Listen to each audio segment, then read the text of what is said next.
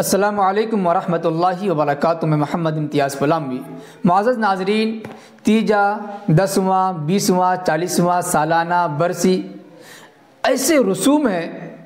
جن میں جاہل عوام کو، پڑھے لکھے جاہل مسلمانوں کو اس طریقے سے الجھائے ہوئے ہیں۔ عام آدمی، عام پبلک، عام مسلمان انہی الجھنوں میں پھنس کر رہ گیا ہے۔ انہیں صحیح باتیں بتائی نہیں جاتی، بلکہ وہ باتیں بتائی جاتی ہیں جس میں عوام الجھ کر رہ جائے، اور ان کے الجھن میں ایسے بیان دینے والے جاہلوں کو نذرانہ ملتا رہے، اور کوئی مقصد نہیں ہے۔ نماز کی دعوت تو دیں گے نہیں، الٹا جو لوگ نماز پڑھتے ہیں، نماز پڑھنے کی وجہ سے، کثرت سجدے کی وجہ سے پیشانی پر نشان پڑ جاتا ہے، اس نشان کا مذاق اڑاتے ہوئے الٹی سیدھی بکواس کرتے ہیں۔ اور یہی نہیں، تیجا، 10واں، 40واں برسی جیسے رسوم اور بدعات کا ثبوت حضرت رسول اکرم صلی اللہ علیہ وسلم اور حضرات صحابہ کرام رضوان اللہ تعالی علیہم اجمعین کی طرف منسوب کیا جاتا ہے، حالانکہ ان رسومات کا شریعت سے کوئی تعلق نہیں ہے، قرون ثلاثہ سے کوئی تعلق نہیں ہے، لیکن پھر بھی چونکہ ان کا نذرانہ بند نہ ہو جائے، اس لیے اپنا نذرانہ جاری رکھنے کے لیے، پبلک کو گمراہی میں لگائے رہنے کے لیے، تاکہ اور مسئلوں کی طرف ان کا دماغ نہ جائے، چونکہ اپنی بات کو منوانا ہے، ثابت کرنا ہے، اس پر جمائے رکھنا ہے، اس لیے ان جھوٹے رسم و رواج کے ثبوت کے لیے جھوٹے حکایت حضرات صحابہ کرام کی طرف منسوب کرتے ہیں۔ اسی کی ایک کڑی، ایک ویڈیو آپ کو دکھا رہا ہوں۔ ویڈیو صاف نہیں دکھ رہا ہے، آپ آڈیو پر اکتفا کریں کہ دیکھیے یہ شخص نماز پڑھنے والے مسلمان جو کثرت نماز کی وجہ سے پیشانی پر نشان پڑ جاتے ہیں، اس کی پیشانی کے نشان پر مذاق اڑاتے ہوئے کیسا غلط تبصرہ کرتا ہے، اور اس کے بعد پھر جو لوگ ان رسموں کے بدعت ہونے کے قائل ہیں ان کے بارے میں کیسی باتیں کرتا ہے،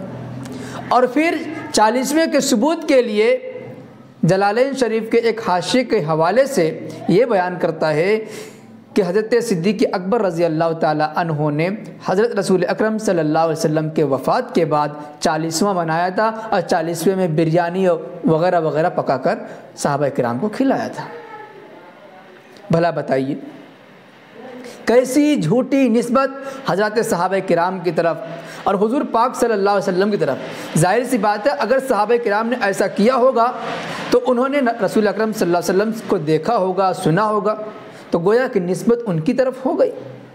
اور اگر ان کی طرف نہ بھی ہوئی تو کم سے کم صحابی رسول خلیفۃ المسلمین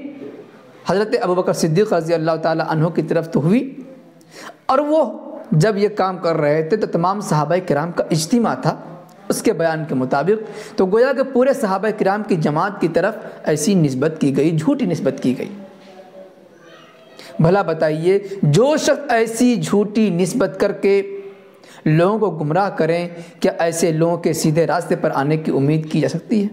اگر جلالین شریف کے حاشیے پر کوئی ایسا واقعہ لکھا ہے جہاں پر حضور پاک صلی اللہ علیہ وسلم کے 40واں منانے کا ذکر ہے، تو صرف یہ کہنا کافی نہیں کہ جلالین کے حاشیے میں لکھا ہوا ہے،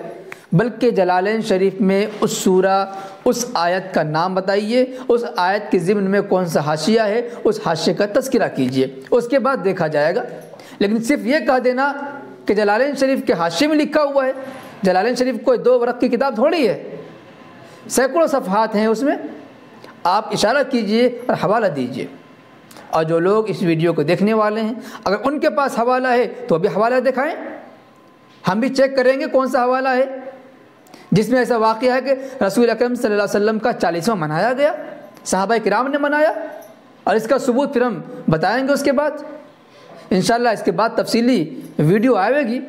جس پر ہم مکمل تبصرہ کریں گے، اور جو جھوٹی روایات بیان کرتے ہیں ان کی پوری حقیقت آپ کے سامنے بیان کی جائے گی انشاءاللہ۔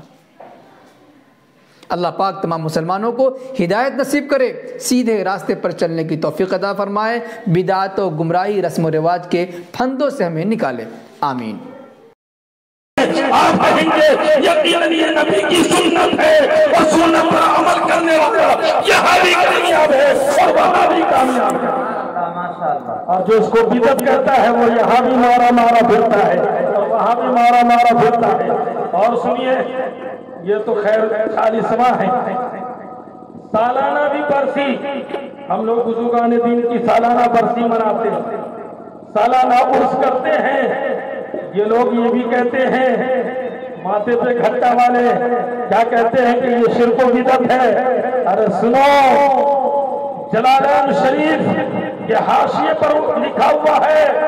کہ سرکار دو عالم صلی اللہ علیہ وسلم کے اس دنیا سے پردہ فرما جانے کے بعد 40ویں کے موقع سے بھی، اور جب سرکار کے وصال کو 1 سال گزر گیا تو سالانہ برسی کے موقع پر بھی حضرت ابوبکر صدیق جو خلیفہ اول ہیں، حضرت ابوبکر صدیق رضی اللہ تعالیٰ عنہ نے دیگ بنوایا، بریانی بنوائی۔ جب آپ بریانی بنوا رہے تھے، دیگ بنوا رہے تھے، قورمہ روٹی تیار ہو رہا تھا، بریانی تیار ہو رہی تھی، تو صحابہ آ رہے تھے اور پوچھ رہے تھے ابوبکر صدیق یہ کیا ہو رہا ہے، کس خوشی میں بریانی تیار کی جا رہی ہے، کس خوشی میں یہ قورمہ پکایا جا رہا ہے، کس خوشی میں یہ روٹی تیار کی جا رہی ہے۔ تو حضرت ابوبکر صدیق نے فرمایا تھا،